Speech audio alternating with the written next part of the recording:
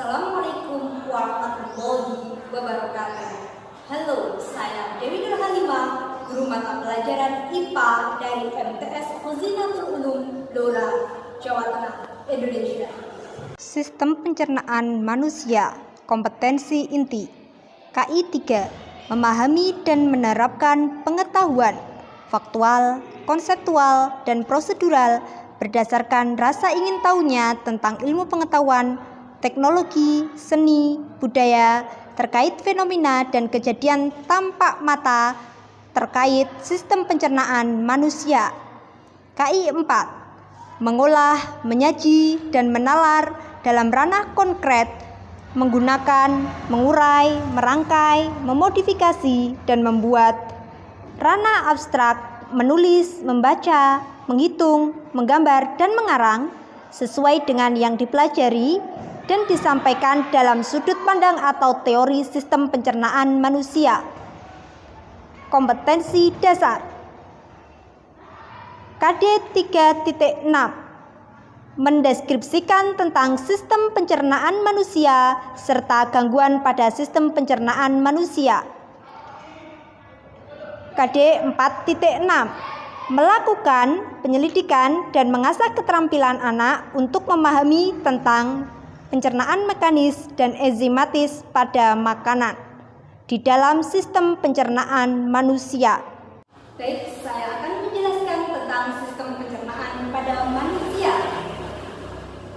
Organ-organ dalam sistem pencernaan meliputi mulut, kerongkongan, lambung, usus halus, usus besar, dan anus. Yang pertama adalah mulut. Di dalam mulut terjadi dua pencernaan, yakni pencernaan mekanik dan pencernaan kimiawi. Pencernaan mekanik dilakukan dengan bantuan gigi, di mana gigi manusia pada anak-anak jumlahnya 20, sedangkan pada dewasa jumlahnya ada 32, yang meliputi 8 gigi seri atau incisivus, 4 gigi taring atau caninus, kemudian 8 gigi premolar, dan 12 gigi geraham. Masing-masing gigi seri digunakan untuk memotong, gigi taring digunakan untuk menyobek makanan, dan gigi geraham digunakan untuk menggiling dan mengunyah makanan. Adapun pencernaan kimiawi dilakukan dengan bantuan enzim di dalam mulut. Di dalam mulut terdapat 4 enzim. Yang pertama adalah amilase. Amilase berfungsi untuk mengubah amilo menjadi maltosa. Yang kedua adalah lipase, di mana mengubah lemak untuk proses dicerna selanjutnya di dalam lambung dan usus halus. Yang ketiga adalah haptokorin. Haptokorin berfungsi untuk membantu penyerapan vitamin B12. Dan yang keempat atau yang terakhir adalah lisozim, yang berfungsi untuk membunuh kuman dan bibit penyakit yang masuk bersama makanan di dalam mulut. Organ yang kedua yaitu kerongkongan. Kerongkongan disebut juga dengan esofagus. Kerongkongan pada manusia panjangnya adalah 25 cm dengan diameter 2,5 cm dan pH pada kerongkongan adalah 5 sampai 6 pH-nya. Kemudian dalam kerongkongan ini memiliki beberapa fungsi. Yang pertama, untuk menelan makanan dari mulut untuk diantarkan ke dalam lambung. Kemudian yang kedua, terjadinya gerak peristaltik atau gerak pendorong makanan menuju lambung. Organ yang ketiga adalah lambung, di mana di dalam lambung ini terdapat pencernaan kimiawi dengan bantuan enzim. Lambung memiliki fungsi, yakni menyimpan makanan sementara di lambung, di mana di lambung selanjutnya akan dilakukan pencernaan kimiawi dengan bantuan enzim. Ada 3 enzim di lambung. Yang pertama HCl atau asam klorida yang berfungsi untuk membunuh kuman. Kemudian yang kedua ada pepsin, mengubah protein menjadi pepton, dan renin yang mengubah kaseinogen menjadi asam lemak dan gliserol. Organ selanjutnya setelah lambung adalah usus halus. Di dalam usus halus dibagi menjadi 3 bagian, yakni duodenum atau usus 12 jari, dan ileum atau usus kosong.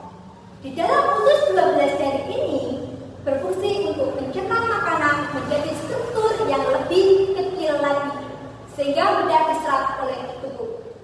Kemudian di usus penyerapan atau jejunum terjadi pemecahan karbohidrat, protein, lemak, vitamin, dan air menjadi struktur yang lebih kecil lagi sehingga dapat diserap oleh tubuh. Dan yang terakhir adalah ileum atau usus kosong. Usus kosong ini memecah garam dan vitamin B serta struktur kecil yang tidak dapat dipecah di bagian usus penyerapan. Organ selanjutnya dalam sistem pencernaan adalah usus besar dan anus. Di dalam usus besar ada 4 bagian, yakni cecum, usus buntu, kolon, dan rektum. Cecum berfungsi untuk menyerap nutrisi yang tidak dapat diserap di usus halus. Yang kedua adalah usus buntu. Usus buntu ini menempel pada cecum, di mana terkadang seseorang menderita penyakit usus buntu. Hal ini karena pada usus buntu manusia mengalami peradangan, sehingga harus dilakukan pembedahan atau pemotongan usus buntu. Yang ketiga adalah kolon. Kolon ada 4 macam, yakni kolon ascendens atau yang naik, kemudian kolon transversum yang mendatar, kolon descendens yang menurun, dan yang terakhir kolon sigmoid yang berbentuk seperti huruf S. Dan yang terakhir adalah rektum.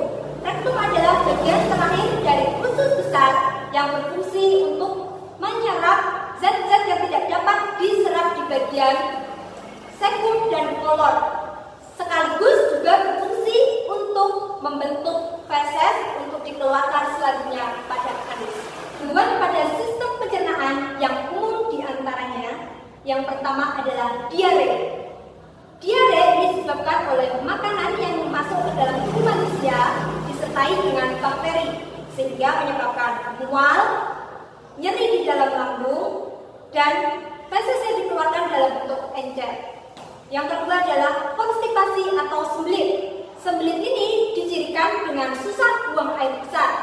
Biasanya disebabkan karena kurangnya mengonsumsi makanan yang mengandung serat. Adapun makanan yang mengandung serat seperti sayuran dan buah-buahan. Yang ketiga adalah wasir atau ambeien. Ambeien terjadi karena adanya peradangan pembuluh darah pada usus manusia. Mah adalah penyakit yang terjadi karena asam lambung naik sehingga lambung terasa perih dan nyeri. Selanjutnya yang kelima adalah gastritis. Dari kata gastris lambung dan tis artinya peradangan. Berarti gastritis adalah radang pada lambung. Biasanya disebabkan karena telat makan, kemudian emah yang sudah akut. Demikian pemaparan saya kali ini tentang pencernaan manusia. Saya Dewi Nurhalimah mohon undur diri. Wassalamualaikum warahmatullahi wabarakatuh.